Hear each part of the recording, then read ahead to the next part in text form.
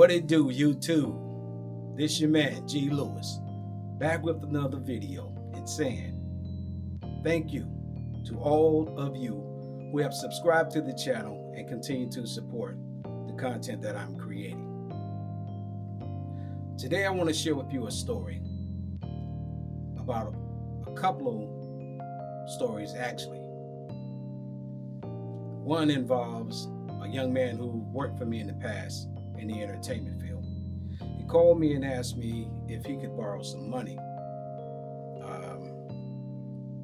And I had no problem with that because the guy's worked for me in the past and, he's always was on time, very respectable young man. And on top of that, the kids loved him. I used to own an entertainment company and we would create animation, cartoons, and songs for kids about health and nutrition, anti-bullying, and all those type of things. And I had a couple of mascot suits. And this guy would put on the suit and we would go to schools and libraries and any place where there was kids, children's museums, and we would get paid to come there and perform for the kids and entertain. And I would take him along because he knew all the latest hip hop dances and the kids loved him. They loved him, man. So when he called and asked could I help, I didn't hesitate because I understood. It's Christmas time. He's a father of 2 young children. And I was, more than happy to be able to help him out. My blessing is his blessing. That's the way I look at it. So when he came to get the money, as he was leaving, he asked, how am I going to pay you back? And I told him, don't worry about that. We'll figure something out. Go ahead on with your family, man. And happy holidays. When he said happy holidays and he went on about his business. The next story. My ex babysits for a single mother. And about 3 days ago, she received a phone call. And the woman said that her lights were off at the house. Her daughter came home from school and found the lights out. And she asked if she would help her to get them turned back on. Now keep in mind, it's winter time and the child that my ex babysits is only 3 years old. So when she asked me, could I help? I didn't hesitate. My blessing is her blessing. Where am I going with this? There are a lot of people out here struggling right now. People who are working hard to do the best that they can. It doesn't seem to be enough because the 2 people that I just spoke about work multiple jobs and they still find themselves struggling. And as I scroll through YouTube, I come across a lot of channels with very much the same subject. I'm working multiple jobs and I can't make ends meet. And right now, during this holiday season, on Christ's upcoming birthday, as we celebrate it in America, I can't help but wonder what's going on in America. And here's what I mean. People who make more money than they would ever be able to spend in 100 lifetimes seems to want more money. And they're hoarding it. And they're finding ways to shortchange the working man and woman. Now it seems that they're finding ways to go and legislate ways to even cut out people from the workforce. America, America, America. I'm an Army veteran. I served this country, and I don't talk about it on my channel.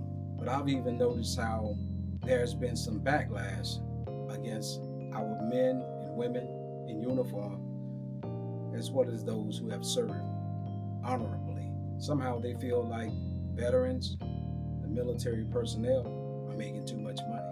What is going on in America when the 1% who controls 99% of the wealth still isn't satisfied?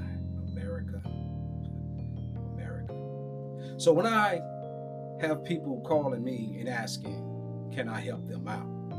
And by the grace of God, I'm in a position, if I have it, I don't have a problem doing that. People that I've dealt with in the past, and that I know that if I needed, they would do the same for me.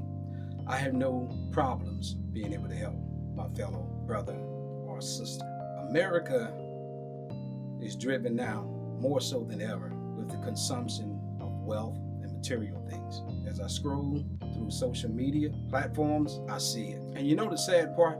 A lot of the wealth that we see flaunted in videos, people are struggling to pay for, or the jewelry is counterfeit, or the home that they love so much is maybe 2 or 3 payments from foreclosure.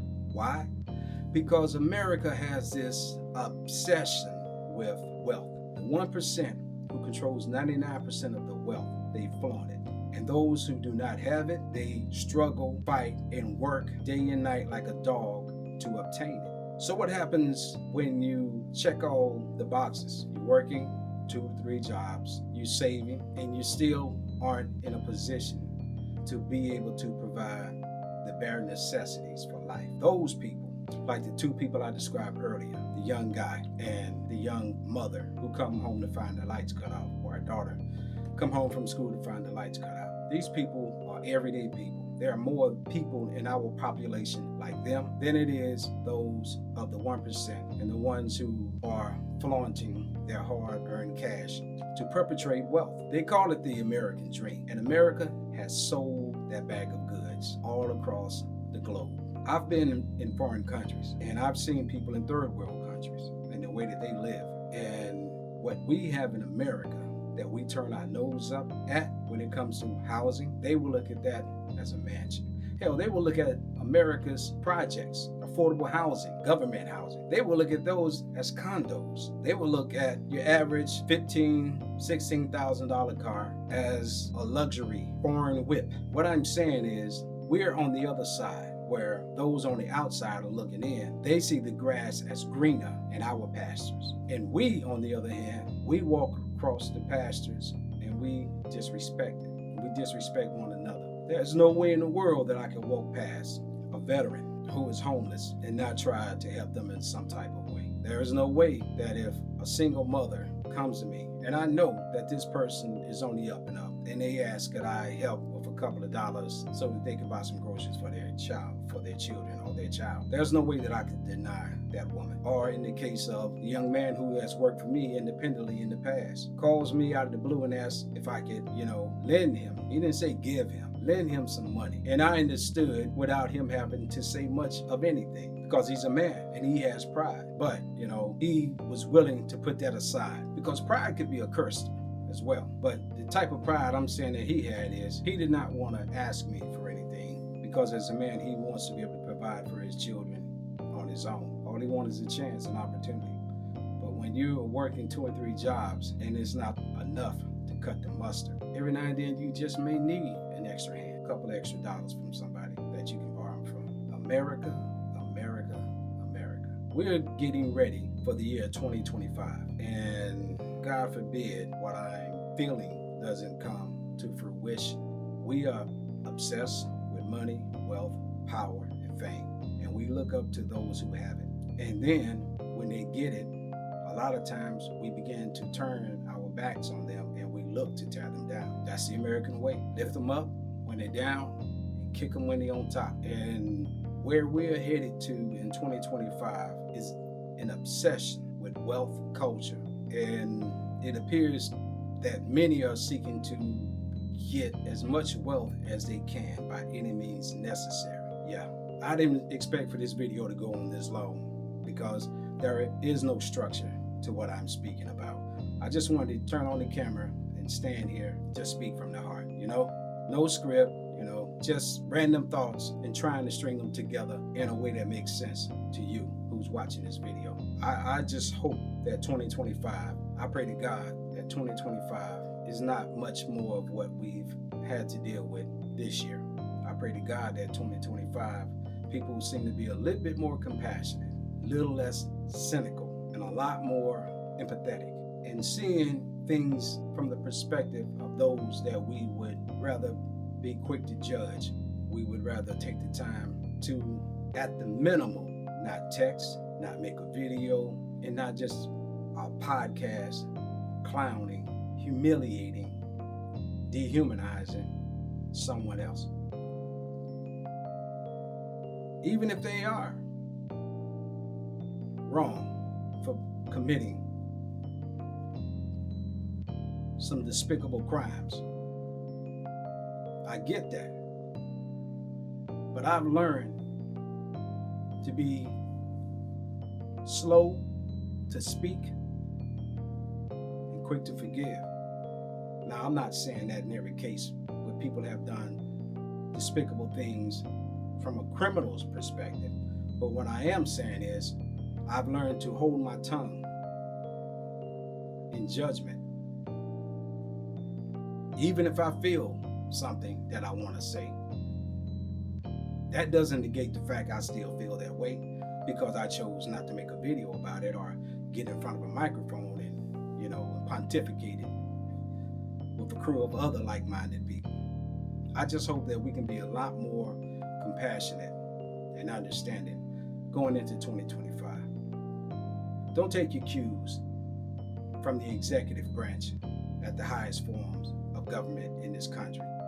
Don't take your cues from them, those people. Take your cues from the inside, your moral compass. People always want to say, well, religion is this, religion is that, this religion's right, that religion's wrong. Take religion out of it for a minute and just think about it. Do you ever have a moment where you do something and part of you say, that ain't the right thing to do. I shouldn't have said that. Maybe I should help that person. If you ever have one of those moments, you know what you've just had? You've just had a talk with God. That's right. You have just had a talk with God because something inside of you was compelled to say, this is right, that's wrong. Maybe you shouldn't do that. Maybe you shouldn't say that. See, that's called a moral compass.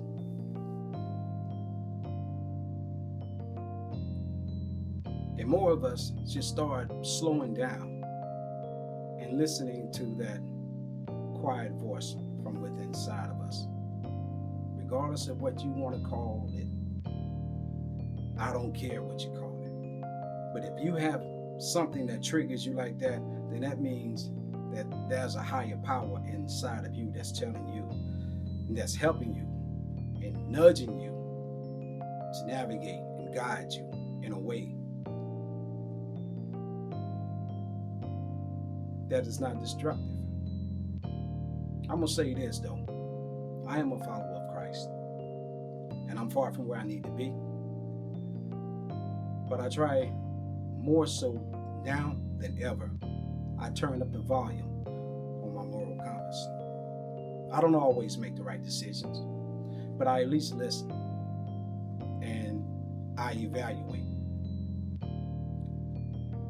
And in Proverbs, I believe it's chapter 22, verse 3, it states that a prudent man sees danger and he seeks refuge. But the simple keeps going and suffer for it. Don't be this simple. Not in 2025. Do not be this simple. Do not see danger and walk right into it. And if you see someone that you know who sees danger and they're walking toward that, please be a source of reasoning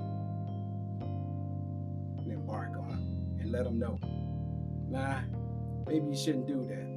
Maybe you shouldn't stick that in your pocket. Maybe you shouldn't say that. Because it just may save their life. And at the same time, you may have just done a great thing. Merry Christmas to you all in 2024. And I pray for abundant blessings for each and every one of you. It's your man, G. Lewis, saying thank you for a great year. look forward to even better and prosperous year in 2025. God bless. Take care of yourself.